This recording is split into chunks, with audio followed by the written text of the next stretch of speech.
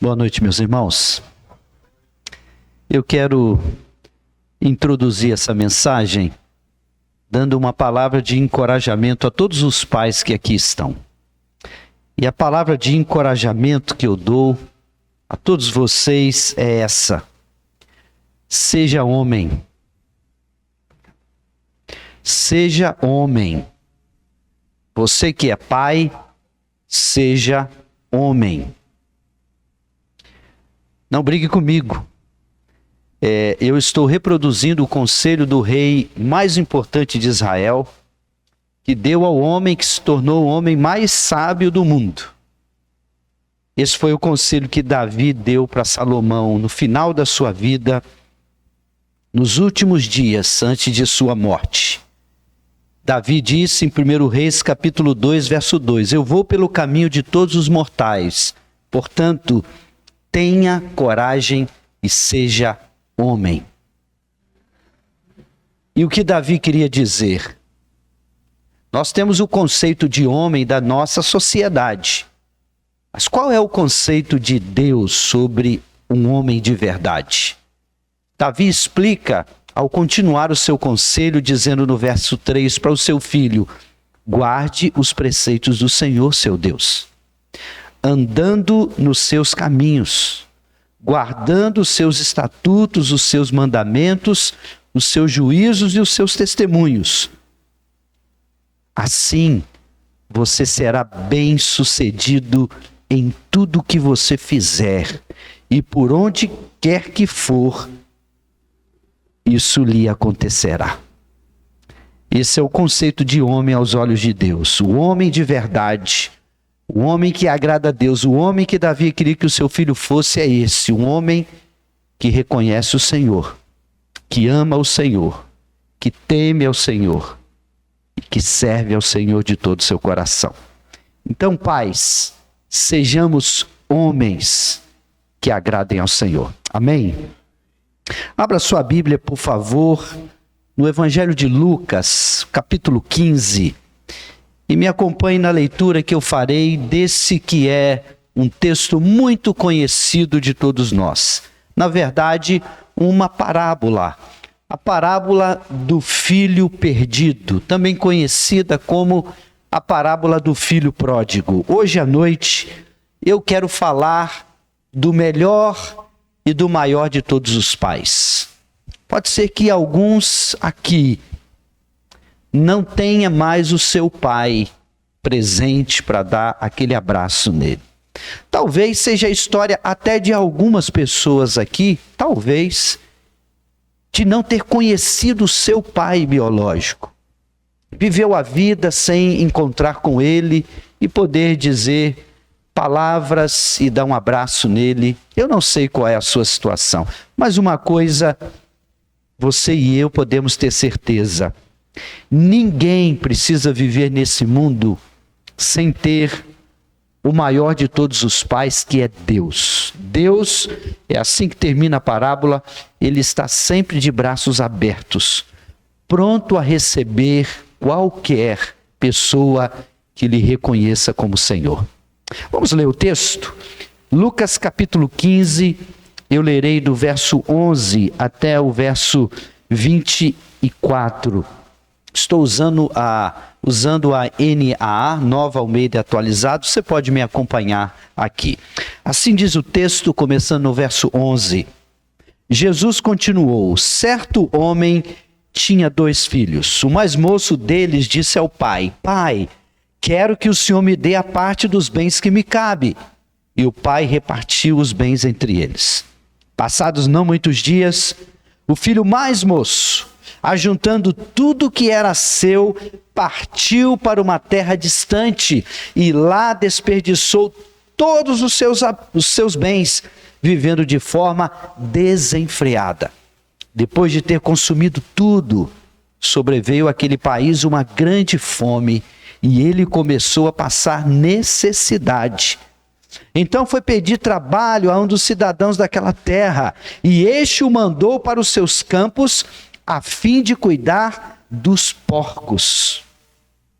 Ali ele desejava alimentar-se das alfarrobas que os porcos comiam, mas ninguém lhe dava nada. Então, caindo em si, disse: quantos trabalhadores de meu pai têm pão com fartura, e eu aqui estou morrendo de fome. Vou me arrumar, voltar para o meu pai e lhe dizer: Pai, pequei contra Deus e diante do Senhor, já não sou digno de ser chamado de seu filho. Trate-me como um dos seus trabalhadores. E arrumando-se, foi para o seu pai. Vinha ele ainda longe, quando seu pai o avistou e, compadecido dele, correndo, o abraçou e beijou. E o filho lhe disse: Pai, pequei contra Deus e diante do Senhor, já não sou digno de ser chamado seu filho. O pai, porém, disse aos servos: tragam depressa a melhor roupa e vistam nele.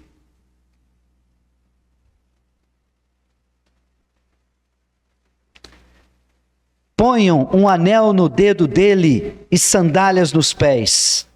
Tragam e matem o bezerro gordo. Vamos comer e festejar, porque este meu filho estava morto e reviveu. Estava perdido e foi achado.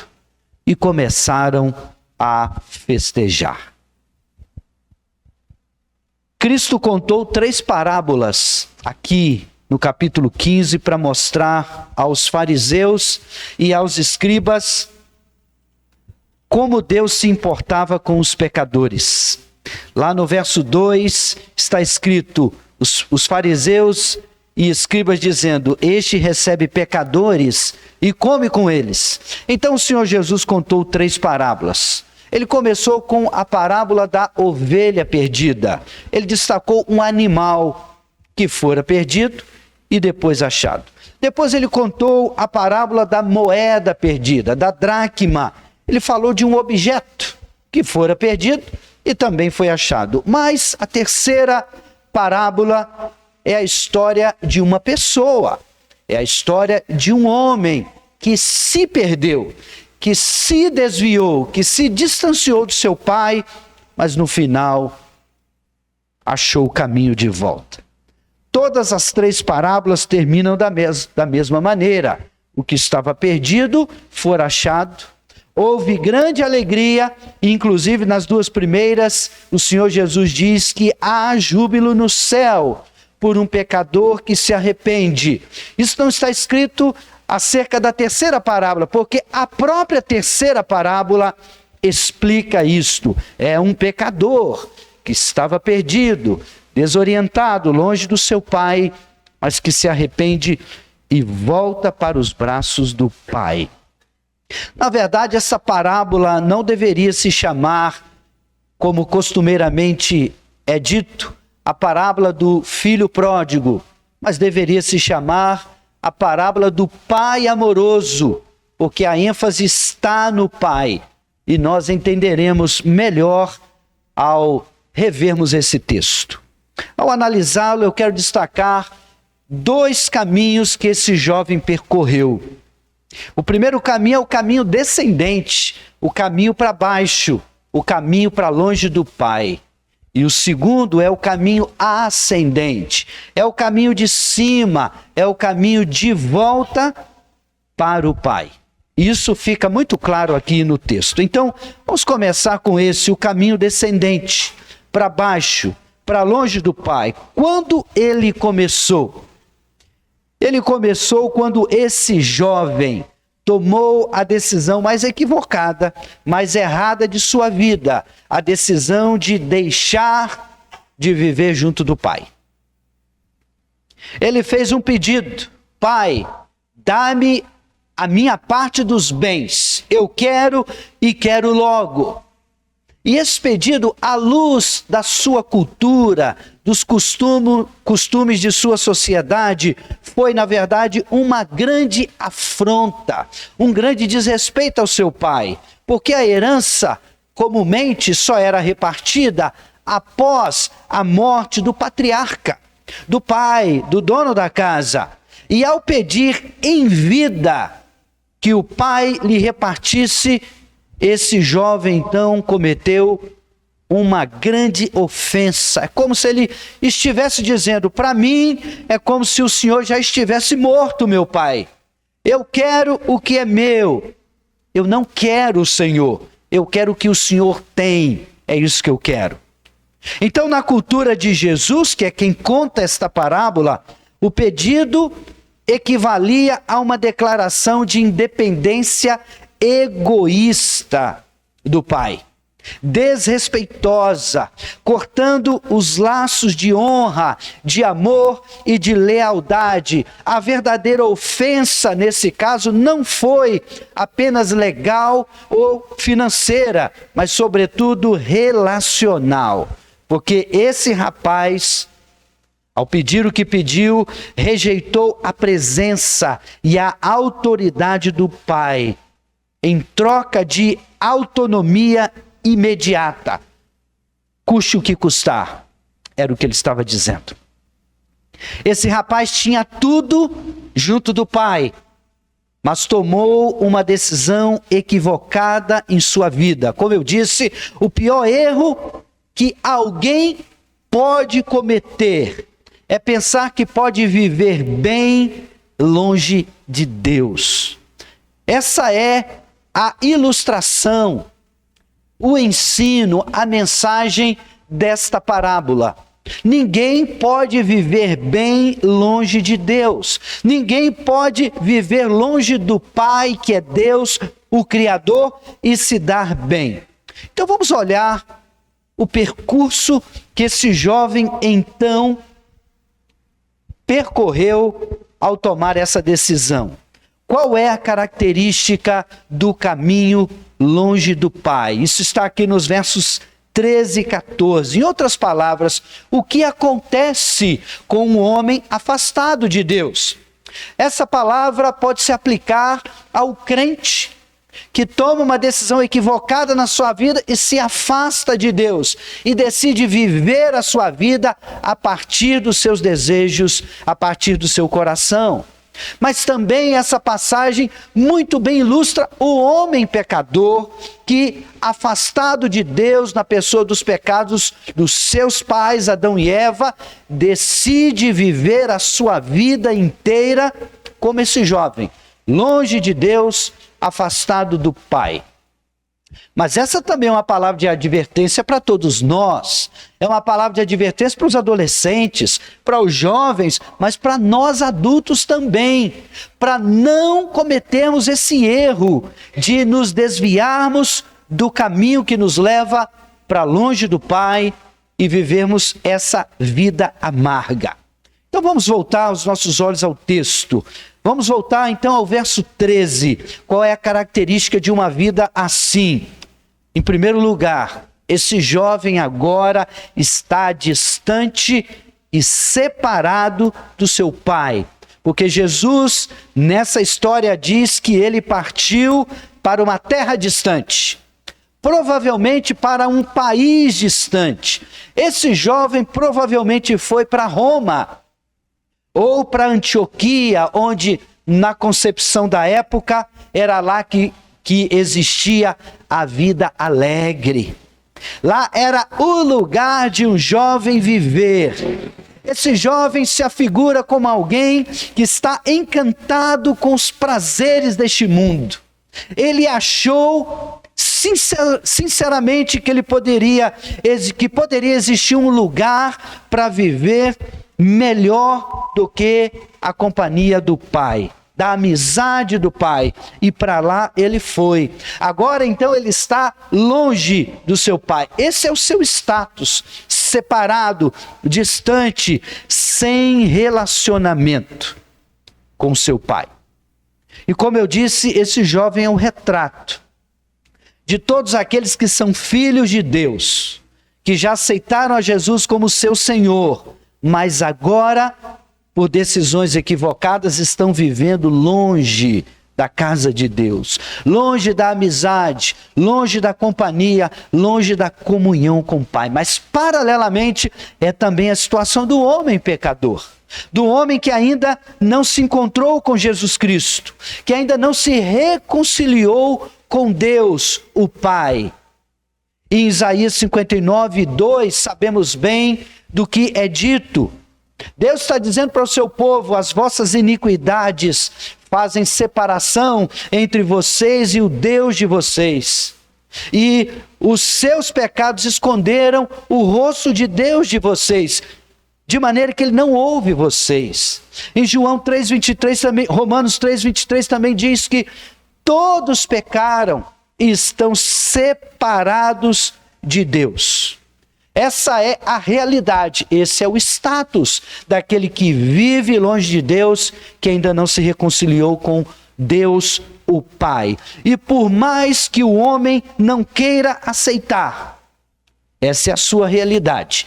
Ele está separado de Deus. Nasceu assim, mas não precisa morrer assim. Não precisa morrer órfão. Não precisa morrer sem o relacionamento e amizade com Deus, o Pai. Ainda é tempo de se reconciliar. A segunda característica da vida desse rapaz é que agora, longe do Pai, separado dele, ele vive uma vida de perdas, porque o verso 13 também diz que lá, nesse país, nessa terra distante, vivendo dissolutamente, vivendo desenfreadamente, lá ele desperdiçou todos os seus bens, toda a sua fortuna, todo o dinheiro que ele conseguir e que ele levara consigo, ele gastou tudo e agora ele não tem nada. E a Bíblia é clara em dizer como ele perdeu tudo, porque ele viveu dissolutamente, ele viveu desenfreadamente. No original, no grego, a palavra usada aqui comunica exatamente essa ideia de espalhar, de dissipar em várias direções, de esbanjar. Por isso que ele é chamado nessa história comumente de o filho pródigo, ou seja, o esbanjador, aquele que gastou tudo e agora não tem nada, e agora ele vive num grande aperto. Ele viveu uma vida cheia de pecado, ele desperdiçou tudo que tinha, e agora esse jovem está perdendo o mais importante que ele tinha. Ele está perdendo a própria vida, porque essa é a consequência. Quando alguém decide viver a sua vida longe de Deus, ele não vai perder apenas as coisas que tem nesse mundo, ou as coisas que esse mundo dá. Ele vai perder, inclusive, a própria vida. E aqui está a filosofia do que a gente pode chamar do doce engano. É quando a pessoa, de fato, acha que ela está aproveitando a vida. Quando ela acha que ela está realmente fazendo valer a sua juventude, que ela está vivendo bem, que ela está curtindo para valer. Você ouve alguns jovens dizendo: puxa, eu estou vivendo mesmo a minha vida, eu estou aproveitando. Mas na verdade, vendo a vida com os óculos de Deus, vendo com a perspectiva de Deus, essa pessoa está perdendo a sua vida. Essa pessoa está esbanjando tudo que tem. Ela, na verdade, está esbanjando o melhor que tem. Porque o melhor que nós temos, que Deus nos deu, é a nossa própria vida. E a grande lição aqui é essa: a vida longe do Pai não compensa. A vida separada de Deus não vale a pena. Nunca, jamais. E é por isso que há este sábio conselho do sábio que escreveu Eclesiastes, Salomão, que escreveu no capítulo 11, no versículo 9, o seguinte: alegra-te, jovem, na tua juventude. Recreie-se o teu coração nos dias da tua mocidade. Anda pelos caminhos que satisfazem ao teu coração e agradam os teus olhos. Viva a sua vida.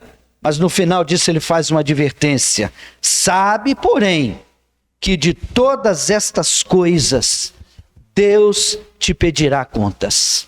No final, a pessoa não vai apenas esbanjar a sua vida e ficar por isso só.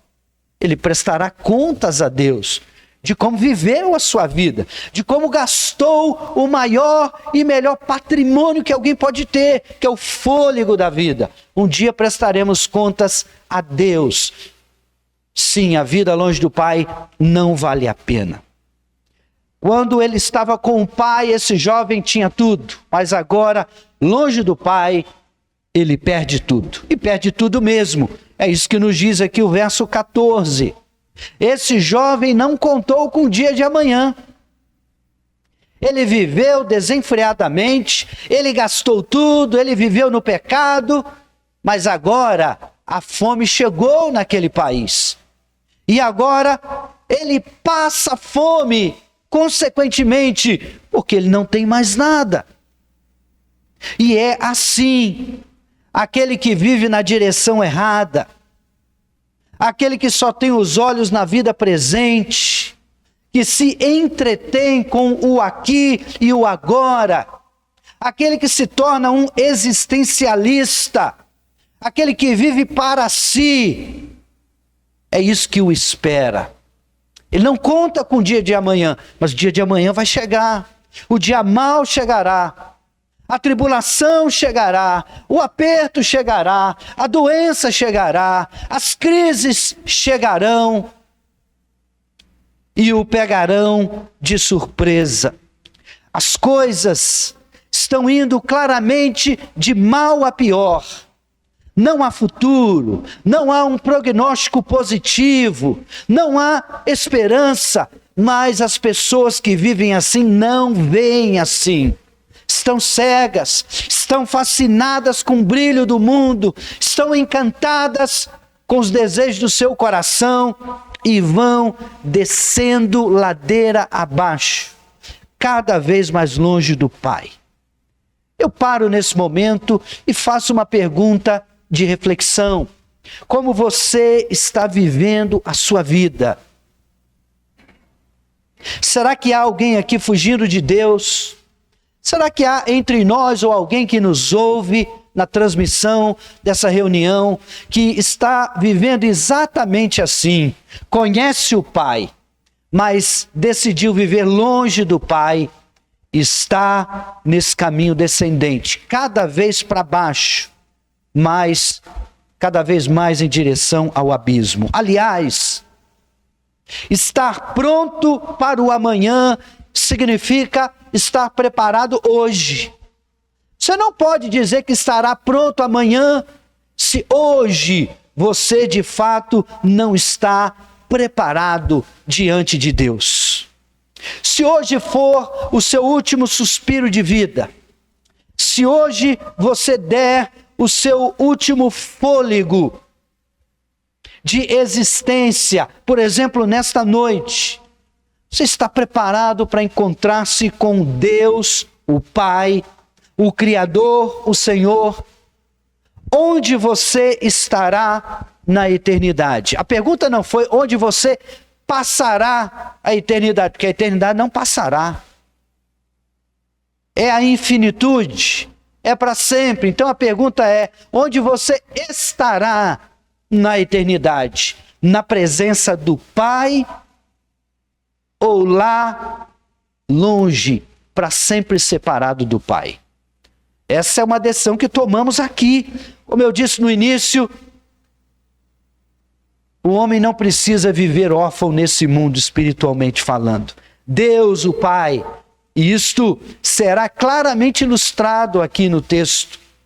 Deus, o Pai, está sempre de braços abertos, pronto para receber o pecador que se arrepende e torná-lo seu filho. Em terceiro lugar, a terceira característica do caminho que esse jovem percorreu está aqui nos versos 15 e 16. O caminho descendente para baixo nos leva a mais essa situação. Esse jovem agora, separado, distante do Pai e sofrendo, porque ele perde tudo, ele se refugia em estranhos. Ele se entrega Ele pede socorro, pede ajuda a estranhos. Tal é a situação deprimente de sua vida. Ele teve que contar com a ajuda de alguém que ele nem conhecia. Porque o texto diz que agora ele sem nada, mas com muita fome, ou seja, uma necessidade existencial. Ele precisava comer para sobreviver. Agora, nós não estamos falando mais de pompa, de luxo, de roupas bonitas, de uma vida regalada. Não, não. Esse jovem aqui, ele já chegou numa situação tão terrível, porque está vivendo longe do pai, que o que ele precisa é algo existencial. É para ele permanecer vivo. E ele então pediu trabalho a alguém. E na versão mais antiga diz, ele se agregou. E no grego é literalmente isto. A ideia dessa palavra usada aqui é que ele grudou-se. É uma expressão forte, mostrando seu grau de dependência e sua incrível necessidade. Ou seja, ele estava tão desesperado que ele não tinha uma outra opção senão depender daquele trabalho. E a pergunta é, qual era o trabalho? O trabalho era cuidar de porcos. Era a pior humilhação, a mais degradante ocupação conhecida de um judeu. E é Jesus quem está descrevendo esse quadro caótico. É Jesus quem está colocando as coisas dessa forma.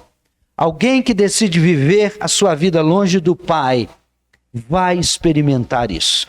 Esse jovem aqui foi fazer a coisa mais detestável, porque um judeu não apenas comia carne de porco, um judeu jamais se aproximaria de um porco, porque o porco é um animal imundo. Mas veja, esse rapaz, um judeu, vivendo num país diferente, ele está tão desgraçado que ele aceita fazer algo que antes ele jamais pensaria. E Jesus põe um outro componente aqui para descrever o estado terrível desse rapaz. Ele desejava alimentar-se das alfarrobas, que eram vagens da alfarrobeira, de sabor doce, com aspecto de pequenos chifres que eram dadas aos porcos. E os rabinos, os mestres religiosos da época, consideravam isso equivalente a passar as necessidades mais severas na vida. E é essa história que Jesus está contando para esses fariseus, para esses escribas, e para você e para mim, os leitores contemporâneos da palavra de Deus. Esse rapaz não tinha nada. Esse rapaz não ganhava nada, porque o texto diz o seguinte: a situação dele era tão terrível que ele desejou até o que ninguém desejaria racionalmente. Era tão terrível a situação dele que ele desejou comer as alfarrobas, comida de porco. Mas a Bíblia diz assim, mas ninguém lhe dava nada. Ele não encontrou nenhum favor de ninguém. Esse jovem perdeu tudo. A sua situação é caótica em todos os sentidos. E Jesus põe as coisas assim, para ilustrar a grande verdade espiritual, que longe de Deus é assim. Longe do Pai, as pessoas estão tão desorientadas, tão agoniadas, tão perdidas, que elas se entregam a estranhos para receberem direção para a sua vida. Elas se entregam a situações humilhantes para terem alguma luz, alguma direção, algum caminho. No mundo em que vivemos, há esquisitices, há bizarrices próprias de pessoas que vivem longe do Pai, que vivem longe de Deus. Há os que creem, por exemplo, no poder do sal grosso, no poder da água benta, no poder do dente de alho, no crucifixo, na figa, no trevo, no pé de coelho, em imagens, amuletos e talismãs. Pessoas põem a sua confiança, põem a sua fé, põem a sua esperança nessas coisas. Mas há aqueles que também se entregam, por exemplo, à luxúria, à fama, em busca de reconhecimento. Aqueles que dão a sua vida em troca do que é material, em troca do conforto. Aqueles que se entregam totalmente aos vícios, às drogas, buscando prazer, realização, posição. É assim. O caminho longe do Pai é assim. Cada vez para baixo, cada vez mais longe do Pai, cada vez mais louco, porque o final é sempre o mesmo. O desperdício da vida, perda, desilusão. A vida longe do Pai não compensa. E você já pensou se essa história terminasse aqui e assim? Porque a pergunta nesse momento é: onde é que esse rapaz estava mesmo? Nós sabemos de onde ele saiu. Ele saiu de um lar estruturado, onde ele tinha tudo. Ele era dono, ele era senhor. Ele tinha gente que trabalhava para ele. Mas agora esse rapaz está literalmente no chiqueiro. O lugar mais humilhante, ele está no fundo do poço. Ele chegou no pior estágio possível para uma pessoa se submeter. E de novo, quem nos conta essa história é o próprio Senhor Jesus. E por que mesmo ele chegou lá? Porque ele decidiu viver a sua vida longe do Pai. Irmãos, amigos, Jesus está nos dizendo qual é o fim da história de todo aquele que acha que pode se dar bem longe de Deus, que pode viver uma vida feliz, bem-sucedida, longe do Pai, que é Deus. E se essa história terminasse aqui? Mas felizmente ela não termina aqui. O nosso Senhor é um Deus de esperança. E Ele conta a guinada na vida desse rapaz, porque agora ele passa a descrever o caminho ascendente, o caminho para cima, o caminho de volta para Deus. E a grande pergunta é: quando é que esse caminho começou? E nós estamos aqui no versículo 17, porque é aqui no versículo 17 que há a expressão-chave, que muda tudo, que transforma tudo. Porque aqui no verso 17, a Bíblia diz que então esse rapaz caiu em si. Pela primeira vez, ele caiu em si. Ele entendeu a sua realidade. E ele percebeu a loucura que ele fez de decidir viver longe do Pai. Quando ele caiu em si, tudo começou a mudar. E esse aqui, irmãos, amigos, esse é o ponto de convergência. Esse é o momento mais importante na vida de alguém que está vivendo longe do Pai. Ele precisa cair em si. E o que acontece quando o homem cai em si? Jesus descreve isso no verso 17. Em primeiro lugar, ele reconhece a sua situação. Finalmente esse rapaz, lá no chiqueiro, ele reconhece que ele agiu como louco. Porque ele lembra que até os empregados do pai dele, os servos, as pessoas assalariadas, tinham comida com fartura, tinham trabalho, tinham pão, tinham estabilidade, tinham uma vida feliz. Mas ele, que era filho, ele estava literalmente morrendo de fome. Pela primeira vez em toda essa história, esse rapaz finalmente está pensando corretamente acerca de si. É como se ele estivesse se olhando no espelho de Deus e agora ele está reconhecendo: como eu fui louco, como eu fui um ignorante. de achar que eu poderia viver bem, que eu poderia ser feliz longe do Pai. Não, de forma alguma é o que ele está reconhecendo. O chiqueiro, as alfarrobas, os porcos, essas coisas o ajudaram a ver claramente a sua situação. Isso diz para você e para mim o seguinte: Deus, na sua misericórdia e graça, Ele pode usar qualquer coisa, Ele pode usar qualquer situação, Ele pode usar inclusive pessoas para nos ajudarem a nos ver da maneira correta diante de Deus, a nos ajudarem a cair em nós mesmos e pensarmos corretamente acerca de nós e acerca de Deus. Olhe com atenção. Talvez Deus esteja chamando a sua atenção através da situação que você está vivendo, através das coisas com as quais você está lidando, através de pessoas que estão falando com você. Esse rapaz finalmente pensou certo, ele reconhece a sua situação. E no verso 18, um passo adiante e indispensável.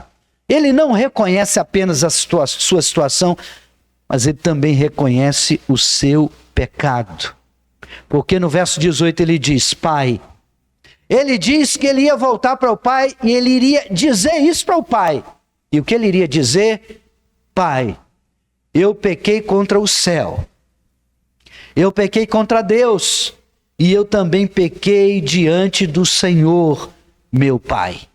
Ele reconhece que ele tinha pecado contra Deus, fazendo o que ele fez, e contra o seu pai, ao desobedecer o 5º mandamento da lei. Ele sabia que ele deveria ter honrado o seu pai, mas ele o desonrou, ele o ofendeu, ele o desprezou, ainda mais naquela época em que a sociedade era vivida dessa forma, coletivamente. O que aquele rapaz fez com o pai foi um escárnio do pai diante de todas as outras famílias. Aquela história virou conversa na boca de todas as pessoas. Ele sabia que ele tinha desprezado e ofendido seu pai e também pecado contra Deus. Que bom! Ele precisava de fato chegar nesse ponto de reconhecer o seu pecado. O reconhecimento da responsabilidade pessoal pelo pecado é o primeiro passo para a reconciliação com o Pai. Se esse é o seu caso, meu irmão, reconheça e diga: Senhor, eu errei. Senhor, eu tomei a direção errada. Senhor, eu quero voltar para o Senhor. Eu reconheço que eu pequei. Me perdoe, eu quero voltar para o Senhor. Essa é a oração do pecador que quer voltar para junto do Pai, que está vivendo o caminho descendente, mas agora cai em si e quer fazer o caminho de volta, quer fazer o caminho ascendente. Porque se o caminho para baixo começou com o pecado de abandonar o Pai, o caminho para cima começa com um arrependimento de volta para o Pai. Então, depois de reconhecer a sua situação e reconhecer o seu pecado, esse rapaz toma a próxima atitude correta. Ele toma a decisão certa, a decisão de voltar para o Pai. Ele então se prepara, ele se levanta, ele sai do chiqueiro, ele começa a caminhar em direção ao Pai. Ele está andando, nós não sabemos quanto tempo ele andou. Isso não importa, porque se importasse, Jesus teria dito: o que importa é que esse rapaz está fazendo o caminho de volta. Ele já saiu do chiqueiro, ele está indo de volta para o seu pai. E a pergunta é: e o seu pai? Será que ele o recebeu? Será que diante daquela ofensa terrível, daquele agravo, daquele desagrado, será que esse pai recebeu o seu filho? E é assim que o Senhor Jesus nos conta essa parábola. E esse pai aqui é a figura do Pai Celeste. É a figura de Deus. É a razão do porquê Jesus contou essas 3 parábolas. Ele começou com um animal, ele continuou com um objeto, mas a sua terceira parábola é uma pessoa. É alguém com um coração que erra contra Deus, erra contra o Pai, mas agora ele se arrepende e ele volta. E Jesus está contando para mostrar para os fariseus e para os saduceus, para os escribas, autoridades, o coração de Deus para com o pecador. Quando alguém se arrepende, quando alguém decide humildemente voltar para o Pai, o que acontece? É isso que Jesus põe no final da parábola. Sim, o Pai o recebeu. Interessante é como Jesus põe. Porque a Bíblia diz que quando o rapaz ainda estava longe, o Pai o viu. Na narrativa de Jesus, não é o filho que vê o Pai. É o Pai que, não sei, parece já estar lá, esperando a volta do filho a qualquer momento. É o Pai que vê o filho, mas ele não só vê. Ele não só está olhando com os braços cruzados, batendo o pé e dizendo, lá vem o fujão. Não é isso que Jesus põe na figura do Pai, que figura o próprio Deus. A Bíblia diz que esse pai que viu o filho, também correu em direção ao filho. E a etiqueta da época dizia que um ancião, um homem de idade, um homem pai de família, jamais corria publicamente. Mas Jesus está colocando esse homem aqui correndo. Sabe por quê? Porque esse homem não está preocupado com os protocolos da sua cultura. Esse homem aqui não está preocupado com o que os outros vão dizer dele. A preocupação desse pai é receber o seu filho de volta. Então ele corre e ele abraça o seu filho. Ele abraça o seu filho, recebendo o seu filho. Agora tem um detalhe. Você sabe qual era o perfume que esse filho estava usando? Não era o perfume que você e que eu usamos antes de vir para a igreja. Esse rapaz estava cheirando chiqueiro. Ele estava fétido, ele estava terrível. Mas nada disso importou. Esse pai, quando viu o filho, correu, o abraçou e depois a Bíblia diz, e o beijou. E no grego a ideia é, o beijou fervorosamente. Imagina um pai beijando o seu filho. E fez assim, e este claramente, para qualquer leitor e ouvinte de Jesus, esse era o sinal do perdão. O pai está recebendo seu filho, está perdoando seu filho, e o pai, aqui nessa história, ele não fala nada para o filho. É o filho quem fala para o pai. O filho fala para o pai, pai, eu pequei contra Deus, eu pequei contra o Senhor. Mas o pai não fala nada para o filho. O pai fala para os empregados. E o que ele fala para os empregados? Tragam a melhor roupa para ele. Tragam o anel. Ponham o sinete no dedo dele. E isso era a prova de que esse filho estava voltando à posição que ele tinha, a posição de procurador. Ele fala pelo pai. Ele resolve as coisas no nome do seu pai. O pai está recolocando o filho à posição que ele tinha. Põe as sandálias nos seus pés, porque só quem andava descalço era o escravo. Não. Ele volta à posição que ele tinha. Ele é filho, ele é dono, ele é senhor. E vamos fazer mais. Sabe aquele bezerro gordo? Vamos matar o bezerro. Vamos festejar. Hoje é dia de celebração. Porque o meu filho que estava morto, reviveu. O meu filho que estava perdido, agora ele foi achado. Ele diz: o meu filho, porque Deus sempre recebe assim o pecador arrependido. Amém, irmãos? É assim. É assim. Então, se há alguém longe do Pai, que essa noite seja a noite de você cair em si, reconhecer a sua situação, reconhecer o seu pecado e tomar a decisão de se levantar e voltar-se para Deus e ser recebido por Ele.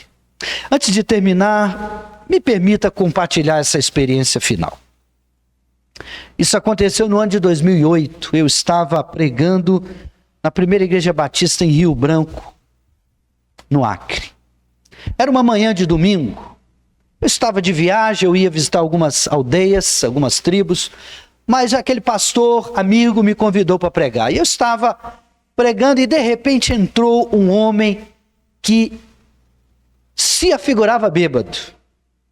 Ele tinha na mão uma sacolinha de 2 quilos de arroz e dentro dessa sacola tinha alguns peixes, alguma quantidade de arroz e algumas verduras. E esse homem entrou pela porta da igreja já falando alto: eu vim aqui que eu quero ouvir a palavra de Deus. E aí os diáconos já se mobilizaram, tentando conter aquele homem, e enquanto falava ele vinha andando: eu quero ouvir a palavra de Deus. E eu falei para ele: então senta aí e escute a palavra de Deus. Ele sentou, ficou quietinho. Quando eu terminei de falar, ele se levantou e veio falar comigo dizendo: eu preciso falar com você. Eu falei: vamos conversar. Um diácono me levou para uma sala e eu comecei a ouvir a história daquele homem. Ele começou dizendo assim: eu era crente, eu era líder de uma congregação, eu tinha uma família, mas eu tomei decisões erradas na minha vida e eu perdi tudo, inclusive estou perdendo a minha vida porque eu vivo na rua, eu sou um sem-teto, um mendigo e sou HIV positivo. Todos os domingos de manhã eu passo aqui em frente a essa igreja, mas hoje de manhã eu estava passando e era uma voz dizendo para mim: entra nessa igreja para você ouvir a palavra de Deus. E eu entrei, eu estou aqui. Então Deus trouxe à minha mente esse texto. Eu comecei a contar essa história do filho pródigo. E eu contava um pedacinho e ele completava a história. E eu falava mais um pouquinho e ele completava a história, porque ele conhecia toda a história. E aquele homem começou a chorar, dizendo: eu me arrependo, eu quero voltar para Deus. E assim foi. E eu o conduzi de volta a Deus e num determinado momento, eu estava com você, bem vestido, uma camisa de manga comprida, limpinha, cheirosa, mas Deus colocou no meu coração, naquele momento, um amor por aquele homem. Eu falei: fique de pé. Eu disse para ele: eu vou te abraçar agora, simbolizando esse abraço que Deus, o Pai, dá no pecador quando ele se arrepende. E eu abracei aquele homem. E aquele homem continuou fétido. Ele não estava cheiroso, mas agora não era um homem qualquer. Era um filho de Deus que estava reconhecendo o seu pecado e se voltando para Deus. Aquele homem chorava no meu ombro como uma criança. Eu não sei o que aconteceu com ele. Eu não sei se ele voltou de fato para a comunhão da igreja, eu não sei. Mas uma coisa eu sei: Deus sempre fala conosco. E a palavra desta noite é uma palavra, então, de encorajamento e de desafio para todos aqueles que estão vivendo longe do Pai e precisam entender o caminho descendente, mas precisam cair em si e percorrer esse caminho de volta. Eu termino citando essa expressão do texto: e levantando-se, foi para o seu pai. De nada valeria saber de tudo o que ele realmente reconheceu e ficar no chiqueiro, continuar no lamaçal do pecado. É preciso uma decisão. Decida voltar para os braços do Pai. Deus nos abençoe.